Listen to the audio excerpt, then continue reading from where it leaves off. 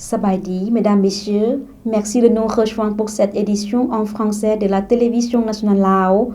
Commençons de suite par la célébration des 50 ans de coopération entre la République démocratique populaire Lao et l'UNICEF. Dans une interview, M. Kikeo Khwaekham-Pitoun, vice-premier ministre et président de la Commission nationale pour la promotion de la femme, de la mère et de l'enfant, a partagé ses réflexions avec les médias Lao. L'occasion marquait à la fois le 34e anniversaire de la Convention relative aux droits de l'enfant, connue sous le nom de Journée mondiale de l'enfance, et le 50e anniversaire de la collaboration entre la RDP Lao et l'UNICEF. M. Kikeo a mis en lumière les réalisations et les défis liés à la mise en œuvre de la Convention relative aux droits de l'enfant au Laos. Notre parti et notre État ont toujours accordé une grande importance à la promotion et à la protection des droits et des intérêts légitimes des enfants, a-t-il déclaré. Cette approche a été profondément intégrée dans les politiques et les lois de la nation à travers des plans d'action, des programmes et diverses activités. Il a souligné l'importance d'un certain nombre d'initiatives visant non seulement à garantir les droits fondamentaux des enfants, mais également à créer les conditions nécessaires à leur protection et à leur développement complet. En remplissant les obligations de la Convention, le Laos a mis à jour ses lois et sa législation pour protéger les droits et les intérêts des enfants. Le gouvernement a préparé un rapport national sur la mise en œuvre de la Convention ainsi que de protocoles additionnels traitant de la traite des enfants, de la prostitution des enfants et de la pédopornographie ainsi que de la participation des enfants aux conflits armés. Le vice-premier ministre a également souligné les efforts visant à évaluer le statut des enfants et à améliorer la base de données nationale relative aux enfants. Ces initiatives comprennent des enquêtes auprès des citoyens, des enquêtes sur le travail des enfants et la création d'un plan national pour prévenir et éradiquer le travail des enfants. Il a souligné l'importance d'un système solide et harmonieux de protection de l'enfance et de justice. Le nouvel ambassadeur de Singapour a effectué le 16 novembre une visite de courtoisie au chef du comité des relations extérieures du comité central du parti, M. Thongsavan Phomvihane. Lors de l'entretien, le dirigeant Lao a souhaité la bienvenue et félicité M. Sudet Mania pour sa nomination au Laos. Il a exprimé l'espoir que l'ambassadeur contribuera à renforcer davantage des relations d'amitié et de coopération entre la RDP Lao et Singapour dans l'intérêt des deux peuples. M. Thongsavan a informé l'ambassadeur singapourien du rôle du comité de relations extérieures en qualité d'état-major du travail du parti et de la diplomatie populaire.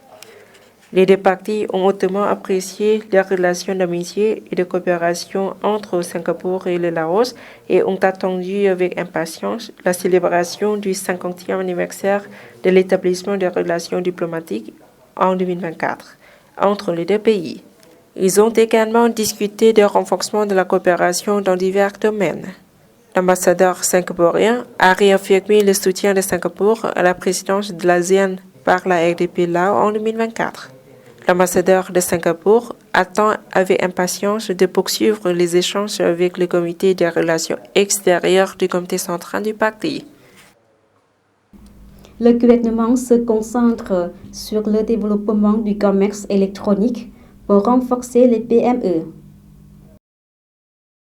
Alors que les ventes en ligne de biens et de services continuent de croître au Laos, le gouvernement a déclaré que le renforcement du commerce électronique était l'un de ses objectifs de développement stratégique pour 2016 à 2025. Le gouvernement, en particulier le ministère de l'Industrie et du Commerce, se concentre sur la promotion des petites et moyennes entreprises PME, qui constitue l'un des objectifs prioritaires pour stimuler la croissance économique, a déclaré la directrice générale adjointe du département de promotion des PME, Mme Latana Dongbupa, lors d'un séminaire à Vientiane. Le séminaire s'est concentré sur l'élaboration de politiques de commerce électronique et la mise en œuvre de stratégies visant à renforcer les PME au Laos à l'ère numérique. Des représentants d'entreprises du Laos ont participé au séminaire pour en savoir plus et partager leurs expériences en matière de commerce électronique et de commerce numérique pour le développement de leurs entreprises et pour rivaliser avec les entreprises régionales. Bien que diverses PME utilisent des systèmes de commerce électronique pour leur vente et leur gestion commerciale, il existe des plans de développement et d'amélioration des opérations commerciales numériques qui devraient être promus par le gouvernement, a déclaré Mme Latana. Le partage d'expériences et les enseignements tirés de ce séminaire contribueront à développer l'activité des PME et à les renforcer afin de rivaliser avec les entreprises étrangères. Le commerce électronique est en plein essor au Laos et a été sous le feu de projecteurs lors des restrictions liées à la pandémie. Le gouvernement lao a reconnu la nécessité d'une réglementation claire pour les investisseurs et a publié un nouveau décret pour soutenir la croissance de cette nouvelle façon de faire des affaires. Le décret a également conduit à une plus grande confiance des commerçants et des consommateurs à l'égard des transactions numériques. Le Laos est un marché inexploité qui offre de grandes opportunités aux investisseurs dans le secteur du commerce électronique, a déclaré M. Thanongsin Kalanya, vice-président de la Chambre nationale de commerce et d'industrie du Laos. Cependant, il reste nécessaire de développer différents secteurs essentiels à l'adoption du commerce électronique au Laos et de maximiser le potentiel de ce mode de fonctionnement des affaires. Le gouvernement lao a adopté une loi sur les transactions électroniques en 2012 et un décret sur le commerce électronique en 2021. Il s'est également concentré sur les moyens d'encourager la croissance et de générer des revenus grâce au commerce électronique. Le décret de 2021 exigeait que les entités de commerce électronique s'enregistrent auprès du ministère de l'Industrie et du Commerce. Le séminaire a été organisé par le département de promotion des PME du ministère de l'Industrie et du Commerce en collaboration avec la Chambre nationale de commerce et d'industrie avec le soutien de l'Institut du Mekong.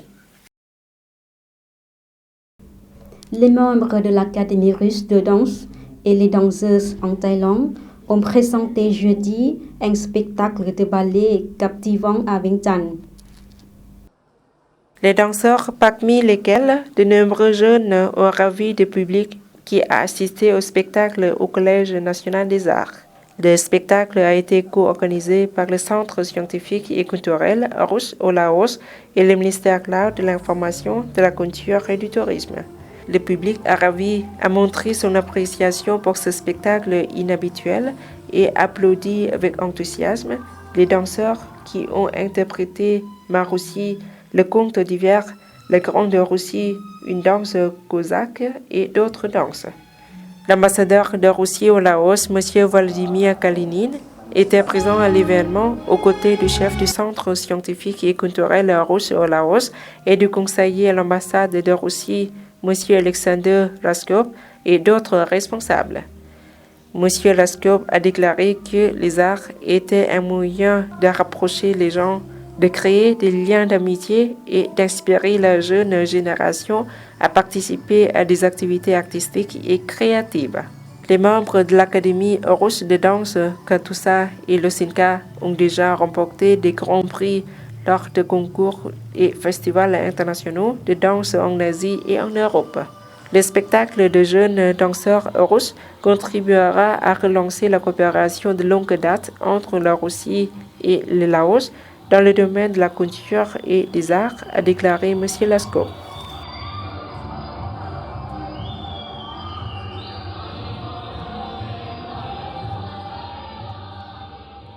Le concours de chant chinois sous le thème « Une ceinture, une route, une musique pour harmoniser le cœur ».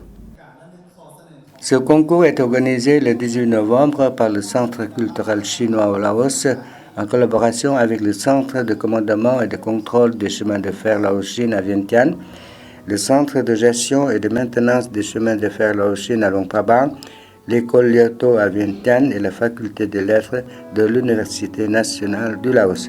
Ce concours s'est tenu conformément à la proposition de M. Xi Jinping, président de la République populaire de Chine, de célébrer le 10e anniversaire de l'initiative Une ceinture et une route.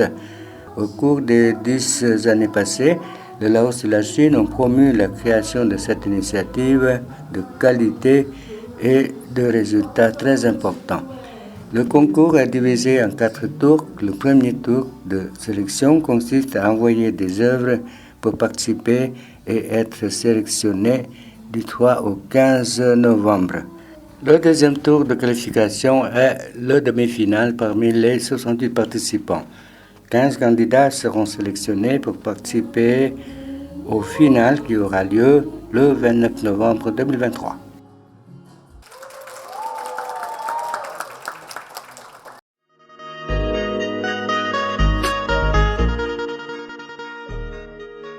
ส่วนวัฒนธรรมเตียงควนมรดกแห่งชาติระดับท้องถิ่นทางวัฒนธรรมแห่งทำอิฐของนครหลวงเวียงจันทน์เป็นสถานที่เก่าแก่และเป็นเอกลักษณ์ที่จำลองเหตุการณ์ทางด้านศาสนาสื่อถึงนรกสวรรค์มีรูปปั้นปางใหญ่น้อยคนเทวดาพร้อมด้วยบริวารและสัตว์เดรัจฉานที่น่าอัศจรรย์ใจนอกนั้นยังมีประตูโค้งวัฒนธรรมร่วมสมัยสิ่งอำนวยความสะดวกม้วนปรึกษานานาพันธุ์ให้ห่มเงาเย็นเหมาะแก่การเที่ยวชมพักผ่อนหย่อนใจขอเชิญชวนนักท่องเที่ยวทางภายในและต่างประเทศเข้าชมสวนวัฒนธรรมเสียงควนซึ่งตั้งอยู่ด้านใต้ของบ้านผาเดือเมืองหาดไซฟองนครหลวงเวียงจันทน์ห่างจากความมิตรภาพลาวไทยประมาณ 7.3 กิโลเมตรเปิดให้บริการทุกวันตั้งแต่เวลา 8 โมงถึง 17 โมงสนใจข้อมูลเพิ่มเติมติดต่อได้ที่เบอร์ 020-5464-9499 และ 020-5787-6318